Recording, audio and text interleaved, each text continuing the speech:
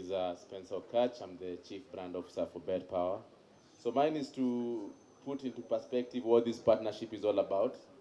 So FUBA and FUBA-betPawa have signed a 3-year contract to be the official partner for the male national team Silverbacks and the female national team.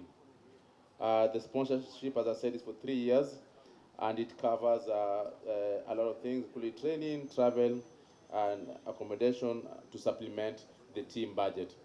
So the total sponsorship amount spread over 3 seasons equally will be Uganda shillings 2.6 billion.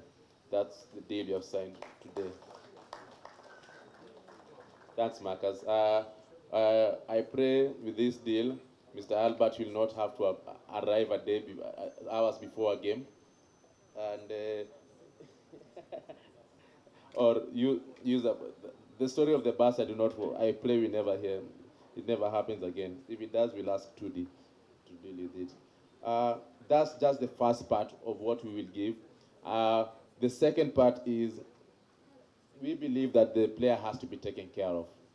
And with that, we are further on top of the 2.6 billion that we're going to give over 3 years. For each and every game that the men or female play and they win, each player will receive a win bonus per game. Every time they win, the player and the coaching staff will receive a win bonus of 150,000 Uganda shillings for each and every game. So anytime you play, just know, before your sweat dries, that's why you're calling it the locker room bonus. We pay it immediately after the game is resulted, not at the end of the month. You receive it before you change into your clothes to go home. So that will be for each and every game, over and above what you already earn. And with this, we believe that we will help in doing good for sports. So this is a new dawn for Ugandan basketball. And Mr. Minister, and Tudi will speak more about it, it's not the end of our support. We will continue supporting the Ugandan team with it. This journey has taken 9 months. When I was appointed CEO, my first order of business was to have a sit down with the Honorable Minister. And at the time I was trying to be ambitious and ask him for what they call in sports terms, we want our allocation for us as basketball for national team. We don't want to share with other people of sports. Give us our money and leave us. He laughed at me and chased me with a stick. But he said, Marcus, I can guarantee you one thing. We will do our job as government to make sure that those stories you heard of Albert are reduced in number. Understand that he also operates with a very small budget with very many teams that he must work with. So he said, but because of what you people are doing in basketball, we will do our best to make sure that you attend every tournament you're supposed to attend with as much planning as humanly possible, all factors considered. And I'd like to say, Honorable Minister, thank you very much to you and the National Council.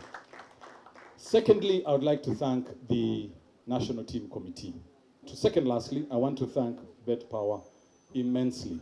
Like I said, this journey has taken 9 months to get to where we are today. At the time when I approached them, they were in the middle of 1,000,001 other transactions, but they never ever said no. They said, keep talking, we'll listen. And Tudi, you have to convince him over and over and over again. But I know that he had bought in from the very first time he watched you guys play. He knew that I was onto something. And he said, Marcus, keep talking, keep talking, keep talking. Late last year, I finally got the green light that we had gotten the approval. Then we started fighting about money. But we are happy with what we have got. We are very grateful, Mr. Tudi and your team. And Spencer, thank you so much for believing in Ugandan basketball. And as I wind up, I want to give 2 areas of commitment. Number 1, to the FUBA-betPawa team, I can confirm on behalf of the Federation that these funds will be put to the use that they have been given. That is confirmation I can give you. Second area of commitment, I can now speak with authority that 12 for the men and 9 for the ladies ranking in Africa. In the next 2 years, it is 8 and 4, respectively. Thank you. First of all, I want to thank you for inviting me to officiate over this very important function. Comrades, even if you've not clapped since you came here, I want to request you to clap for this special occasion. The challenges of sports in our country can only be solved by the development partners or the partners we have here tonight. And I'm happy, world over, the private sector plays a very, very important role in terms of sponsoring leagues or national teams. Actually, in other countries, there's no money which comes from government to support any national team. It's entirely the private sector led. And that's why I want to thank the president of FUBA and the CEO for identifying betPawa to be one of the major sponsors of these very important national teams. In terms of performance, no one underestimates your power. To be honest, both the Silverbacks and the Gazelles, no one. In terms of talent, no one underscores. It's been tough getting to this point. Yeah, like you heard it all before. It's been progress all the way. Luckily, it's been positive. We really struggled way back then. Like you know, Uganda, we were not ranked at all. We would hardly appear at the continental level.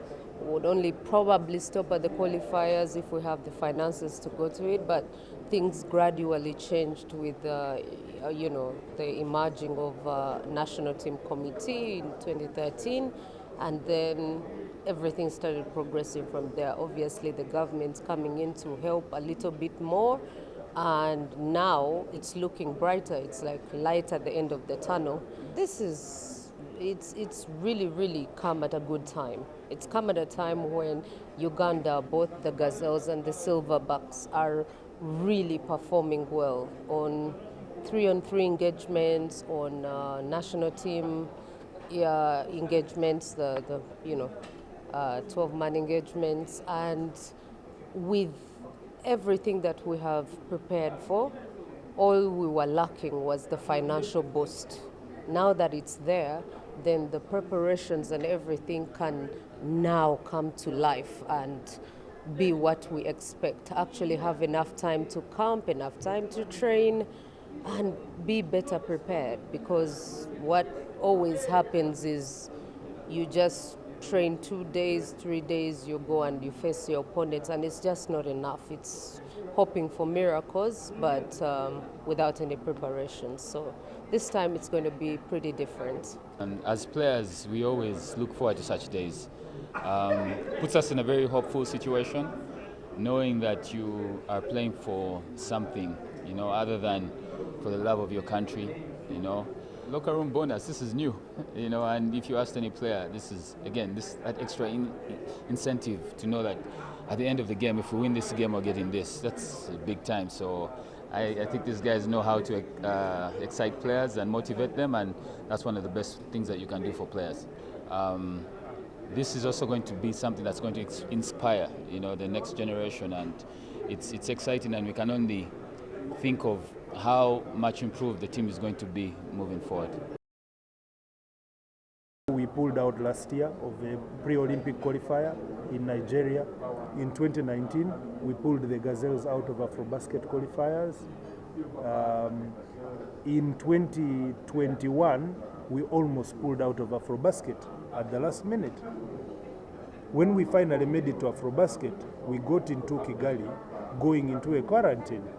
The quarantine ended 3 days before tip-off. We got out of the quarantine, we were only able to practice for 3 days. We met some of our players on the day before the opening game against Senegal. It showed in the way we played. We lost by 30 plus to Senegal, which should ordinarily not happen. Of course, we recovered and ended up losing to Cape Verde in the quarterfinals, but that championship could have been a whole lot different for us if we had been able to prepare. In the aftermath of that, we go to Angola in the World Cup qualifiers in November 2021, and you know the challenges we had in Angola. We traveled basically 2 nights before the games. So much so that Three of our players, Emmanuel Womala, Brandon Davis, and Eric Ruawiri, arrived on a helicopter 3 hours before tip-off in Benguela, which is 500 kilometers away from Luanda, Angola. We played the game against Mali, we lost it. We lost it also because Robinson Opong, who was our starting shooting guard, arrived when it was already too late for the helicopter. The helicopter had left and had to take a bus for 10 hours from Luanda to Benguela. He could only manage to play the next day against Cape Verde, a game which we won. Our challenges in the World Cup qualifiers continued until when they got really bad. On 2023 February, when the team was going to Angola and basically pulled out of the tournament. Officially, the federation pulled out of the tournament until FIBA called and said we can take 9 players, 2 coaches, and a physio. That's how we ended up participating in those games. Up until now, the federation is still paying that loan.